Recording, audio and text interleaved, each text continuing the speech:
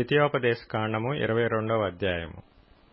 నీ సహోదరుని ఎద్దుగాని గొర్రెగాని త్రోవ తప్పిపోవుట చూచిన ఎడల నీవు వాటిని చూడనట్లు కన్నులు మూసికొనక అగత్యముగా వాటిని నీ సహోదరుని యొద్దకు మళ్లింపవలెను. నీ సహోదరుడు నీ దగ్గర లేకపోయిన ఎడలను నీవు అతని నెరుగకపోయిన ఎడలను దానిని నీ ఇంటికి తోలుకొని పోవలెను. నీ సహోదరుడు దాని వెదకుచూ వచ్చు వరకు అది నీ యొద్ద నుండవలెను. అప్పుడు అతనికి దాని మరలా అప్పగింపవలెను. అతని గాడిదను గూర్చియు వస్త్రమును గూర్చియు నీవు అలాగుననే చేయవలెను. నీ సహోదరుడు పోగొట్టుకొనినది ఏదైనను నీకు దొరకని ఎడల అతడు పోగొట్టుకొనిన దానిని గూర్చి అలాగుననే చేయవలెను. నీవు దానిని చూచి చూడనట్టుగా ఉండకూడదు.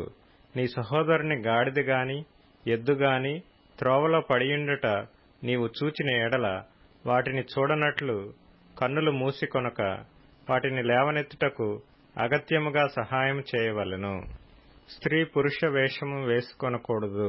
పురుషుడు స్త్రీ వేషమును ధరింపకూడదు. అలాగు చేయి వారందరూ నీ దేవుడైన యెహోవాకు హేయులు.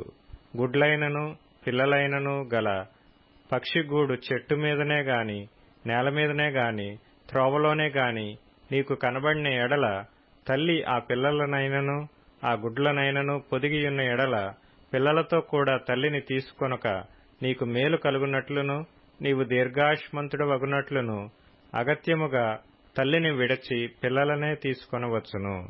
క్రొత్త ఇల్లు కట్టించినప్పుడు దాని మీద నుండి ఎవడైనను పడుట వలన నీ ఇంటి మీదకి హత్యదోషము రాకుండుటకై నీ ఇంటి పైకప్పునకు చుట్టూ పెట్టగోడ కట్టింపవలెను.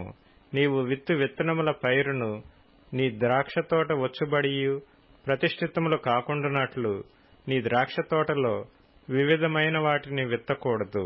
ఎద్దును గాడిదను జతచేసి భూమిని దున్నకూడదు. ఉన్నియు జనపనారయు కలిపి నేసిన బట్టను వేసుకొనకూడదు. నీవు కప్పుకొని నీ బట్ట 4 చెంగులకు అల్లికలను చేసుకొనవలెను.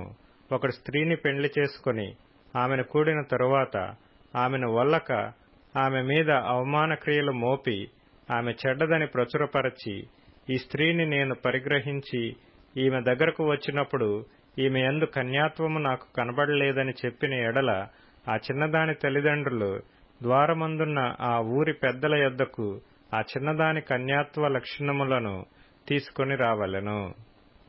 అప్పుడు ఆ చిన్నదాని తండ్రి నా కుమార్తెను ఈ మనుషునికి పెండ్లి చేయగా ఇదిగో ఇతడీమె నొల్లక నీ కుమార్తె యందు కన్యాత్వము నాకు కనబడలేదనియు అవమాన క్రియలు చేసినదనియు ఆమె మీద నింద మోపెను. అయితే నా కుమార్తె కన్యాత్వమునకు గురుతులివే అని పెద్దలతో చెప్పి పట్టణపు పెద్దల ఎదుట ఆ బట్టను పరచవలెను. అప్పుడు ఆ ఊరి పెద్దలు ఆ మనుషుని పట్టుకొని శిక్షించి 100 వెండి రోకలు అపరాధముగా వాని యొద్ద తీసుకొని ఆ చిన్నదాని తండ్రికి ఇయ్యవలెను. ఏలయనగా అతడు ఇశ్రాయేలీయురాలైన కన్యకను అవమానపరచియున్నాడు. అప్పుడామె అతనికి భార్యయుండును. అతడు తాను బ్రతుకు దినములన్నిటిను ఆమెను విడవకూడదు. అయితే ఆ మాట నిజమైన ఎడల అనగా ఆ చిన్నదాని యందు కన్యకా లక్షణములు కనబడిన ఎడల వారు ఆమె తండ్రి ఇంటి యొద్దకు ఆ చిన్నదానిని తీసుకొని రావలెను. అప్పుడు ఆమె ఊరివారు ఆమెను రాళ్లతో చావగొట్టవలెను. ఏలయనగా ఆమె తన తండ్రి ఇంట వ్యభిచరించి ఇశ్రాయేలీలలో దుష్కార్యము చేసెను. అట్లు ఆ చెడుతనము మీ మధ్య నుండి మీరు పరిహరించుదురు. ఒకడు మగనాలితో శయనించుచుండగా కనబడిన ఎడల వారిద్దరూ అనగా ఆ స్త్రీతో శయనించిన పురుషుడును ఆ స్త్రీయును చంపబడవలెను. అట్లు ఆ చెడుతనమును ఇశ్రాయేలులో నుండి పరిహరించుదురు. కన్యకయైన చిన్నది ప్రదానము చేయబడిన తరువాత ఒకడు ఊరిలో ఆమెను కలుసుకొని ఆమెతో శయనించిన ఎడల ఆ ఊరి గవిని యొద్దకు వారిద్దరినీ తీసుకొని వచ్చి ఆ చిన్నది ఊరిలో కేకలు వేయకయున్నందున ఆమెను తన పొరుగువాని భార్యను అవమానపరిచినందున ఆ మనుష్యుని రాళ్లతో చావగొట్టవలెను. అట్లు ఆ చెడుతనమును మీలో నుండి పరిహరించుదురు. ఒకడు ప్రదానము చేయబడిన చిన్నదానిని పొలములో కలుసుకొనినప్పుడు ఆ మనుష్యుడు ఆమెను బలిమిని పట్టి ఆమెతో శయనించిన ఎడల ఆమెతో శయనించిన మనుష్యుడు మాత్రమే చావవలెను. ఆ చిన్నదానినేమియూ చేయకూడదు. ఆ చిన్నదాని యందు మరణపాత్రమైన పాపము లేదు. ఒకడు తన పొరుగువాని మీదికి లేచి ప్రాణహాని చేసినట్టే ఇది జరిగినది.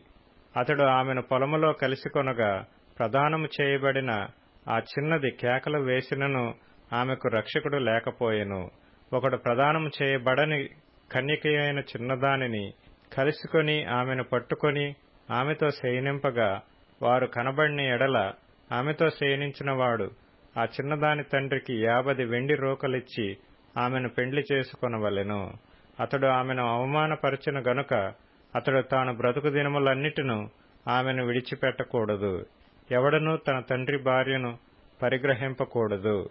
తన తండ్రి విప్పతగిన కోకను విప్పకూడదు.